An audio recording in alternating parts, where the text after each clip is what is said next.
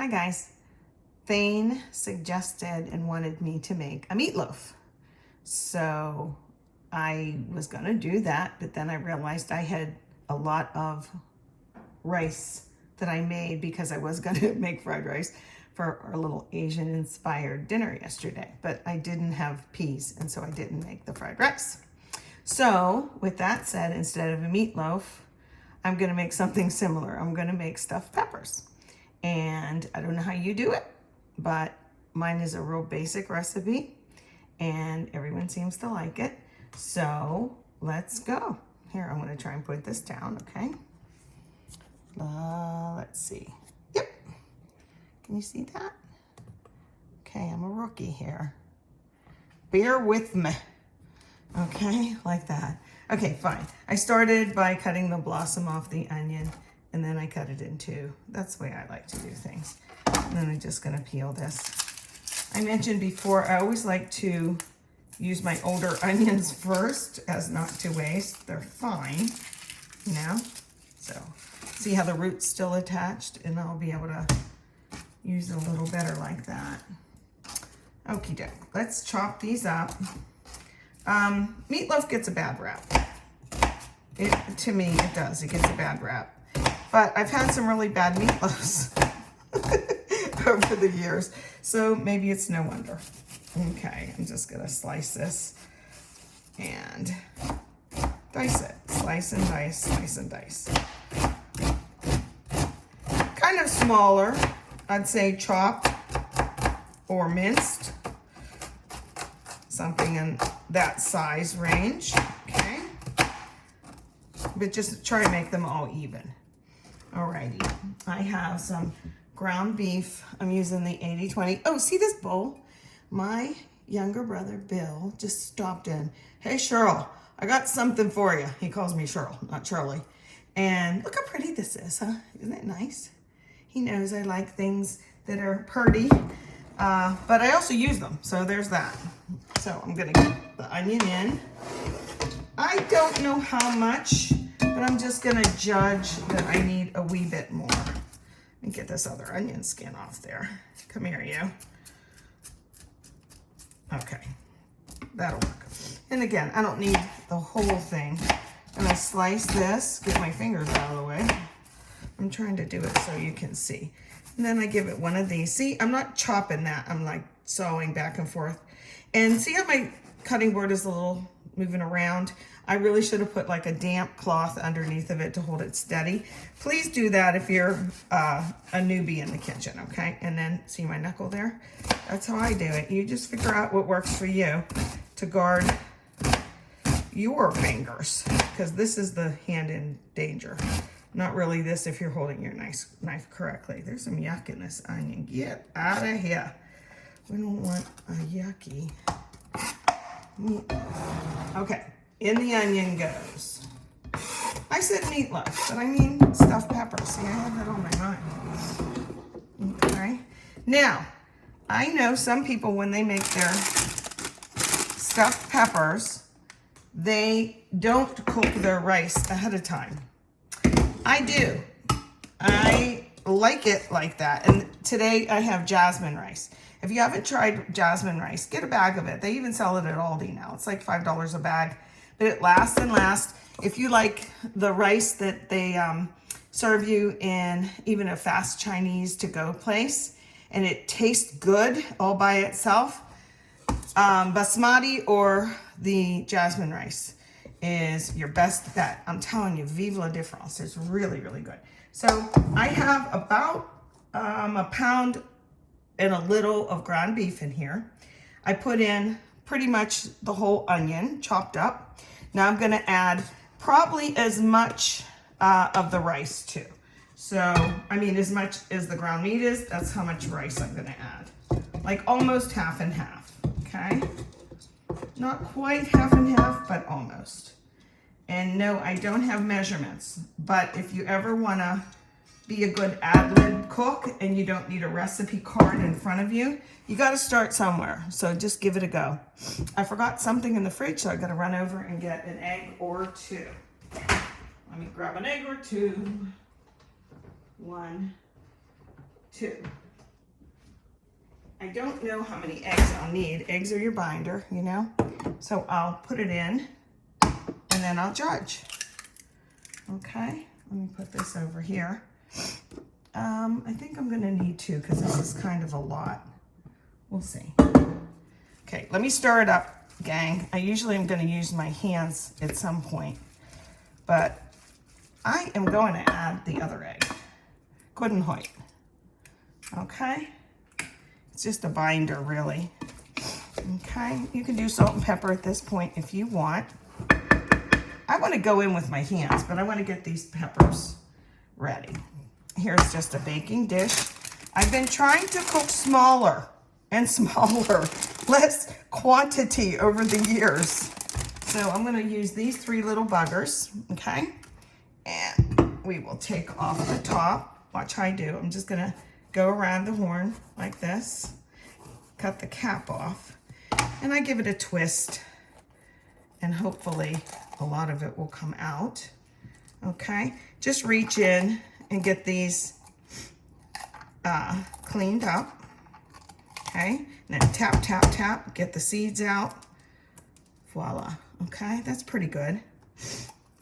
What you can do is you can use this part to replace your little cap. It looks like a little pumpkin.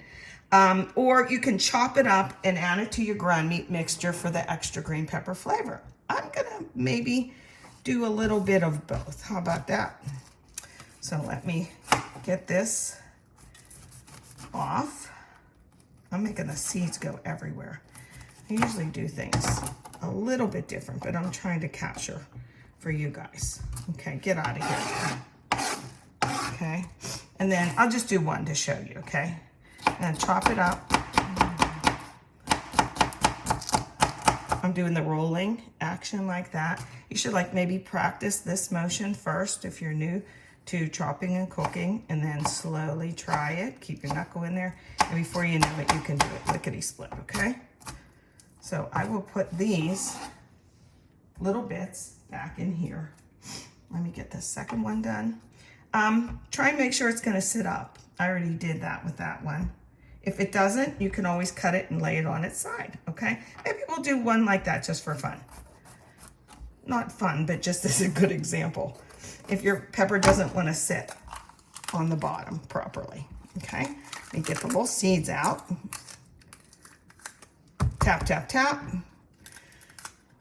Get these out, tap, tap, tap. And then we have 2 little halves. Okay, doesn't have to be perfect. See how I have some of that in there? Doesn't matter. Okay, and a lot of times they will want 1 1/2 or 2 whole ones, so that works. Get the cap off this. We're getting there. Okay, clean it out. I've done this with large onions. At first, when I met Thane years and years ago, he didn't think he liked the green pepper part. I'm like, what? Say what? So I'm like, oh no, this got to change. You got to get used to me cooking. So, because I love green peppers. And so he actually did. Yeah, get to like a bit. Back in the day, I'd make a couple of the green peppers for me and the kids as they came along. But I would get a great big onion and stuff it.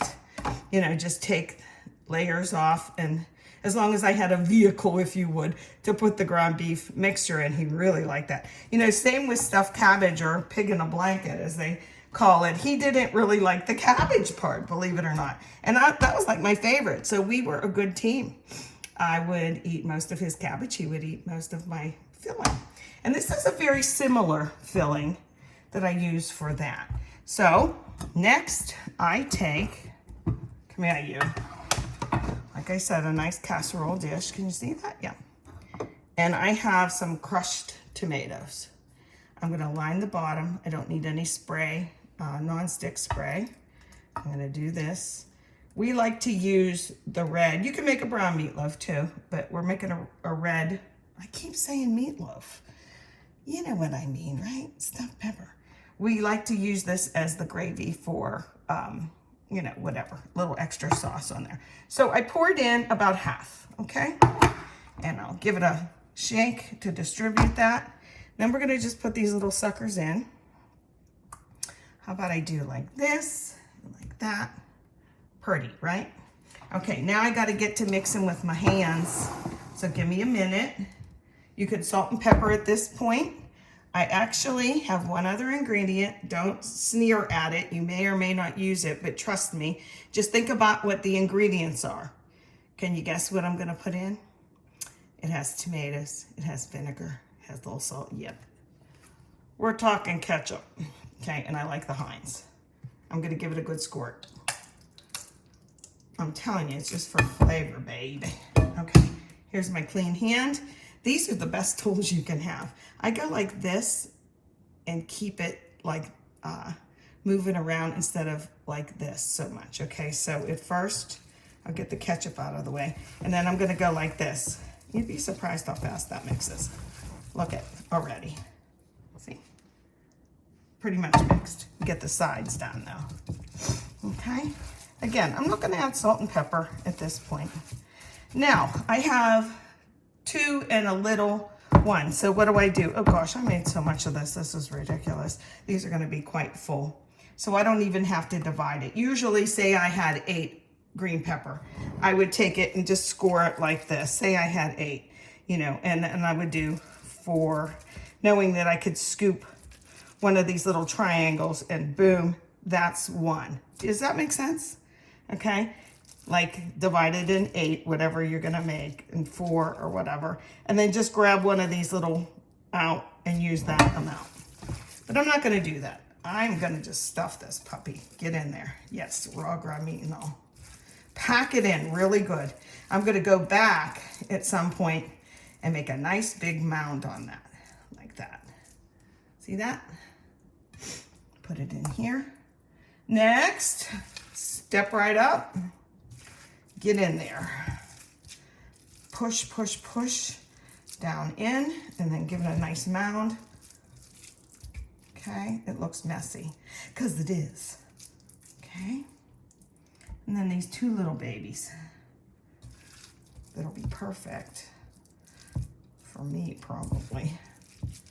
Okay, like that. Doesn't matter if a little of the rice or ground meat mixture goes into that tomato sauce, the crushed tomatoes, because here's why. I'm not gonna season it. When I first started cooking on my own, I'd put oregano and stuff in there. There's a little bit left. Let's use this. I'll make this a bigger mound. This guy, how about? And then this little guy is a little bit more. Okay. And of course I gotta wash my hands. But I used to put in a lot of spices, but I found that the tomato sauce will pick up the flavor of the green pepper, okay?